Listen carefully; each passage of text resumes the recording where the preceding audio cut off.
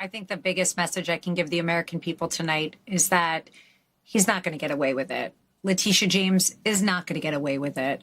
The Biden administration is not going to get away with it. There is a point, and I want to say something different than I normally do. New York State Supreme Court Justice Arthur Engoron just delivered an insane verdict in the Trump civil fraud case, essentially ordering Trump and his company to pay $400 million for inflating the value of their assets to obtain more favorable financial deals. Welcome to Nerk News. I'm Nerkish. Today we're going to take a few minutes to break down recent developments in this story, review the media's reaction to it, and why the verdict may be a problem for Judge Engoron and Letitia James. Now, no one is really denying that the assets were inflated, but it actually seems to be a fairly common practice in business and real estate, which is kind of shocking as to why the case was even brought up in the first place. Here's Shark Tank's Kevin O'Leary slamming the claim on CNN. And by the way, forget about Trump. Every single real estate developer everywhere on earth does this. They always talk about their asset being worth a lot, and the bank says no. And that's just the way it is. So in this case, when I'm trying to figure out, and I'm not pro or con, or I don't care about the politics, who lost money? Nobody. The bank got paid back the construction finance loan, and a new building was built. And if you're going to sue this case and win, you got to sue every real estate developer everywhere. This is all they do. This is what they do all day long, every day. So I don't think this thing will ever survive appeal, regardless of what the fine is.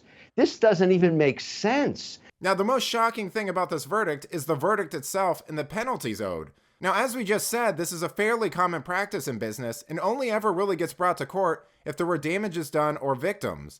And since there are no victims here, who does the $400 million go to? Even Katy Tur on MSNBC was shocked by this. Here she is immediately after the verdict was delivered. But they went back and they looked at cases over 70 years, I believe it was about 150 cases, and found that there was no case where there was a ban on doing business where there wasn't harm shown. So even though the threshold is harm shown, in the past, it has only been used to ban someone doing business when it's been shown that somebody was hurt. Say you're selling cosmetics that are poisoning you. There's somebody that was hurt there, the cosmetics company gets banned. Is this fair to go after Donald Trump like this in this environment? So I think it's pretty plain to see here that this was all politically motivated. It wouldn't be the first time we've seen a disproportionate or unfair ruling influenced by public opinion or personal politics. Letitia James practically ran on a Get Trump agenda, and Judge Engoron is clearly no fan of him. So now there's a legitimate concern that they were using this case as a springboard to further their own careers, and that could spell trouble for them down the road. Here's Fox News. They will not get away with it. We will come at them. We will come hard, and we will literally fight until the truth comes out. There was nothing wrong.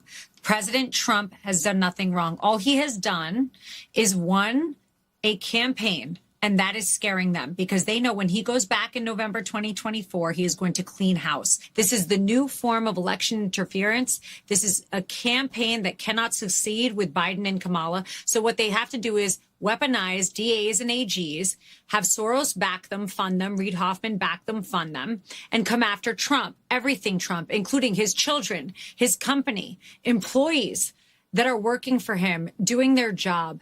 That is the desperation of our country at this moment, which is about to go into world war. This is crazy. And it is sick. It's Trump derangement syndrome. That's literally the best thing I could explain to you. And just know this, and for all those people that understand what is going on, we will win. We will fight because the facts are on our side. There are politicized judges. There are politicized DAs and AGs.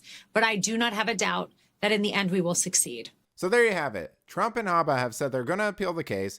It was clearly politically motivated. The verdict makes no sense, and the implications of it would be catastrophic for New York. But don't worry, the Democrat governor recently reassured real estate developers that they won't be targeted for valuations like Trump, basically admitting that it was a purely political prosecution in the first place. But let me know what you think. Was this a fair ruling? Are Judge Engoron and Letitia James politically motivated? Will this spell trouble for them down the road? Let me know in the comments, and if you enjoyed this video, please give it a like and subscribe to the channel. That stuff really does help us out. Until then, this has been Nerk News. Thanks for watching. Bye!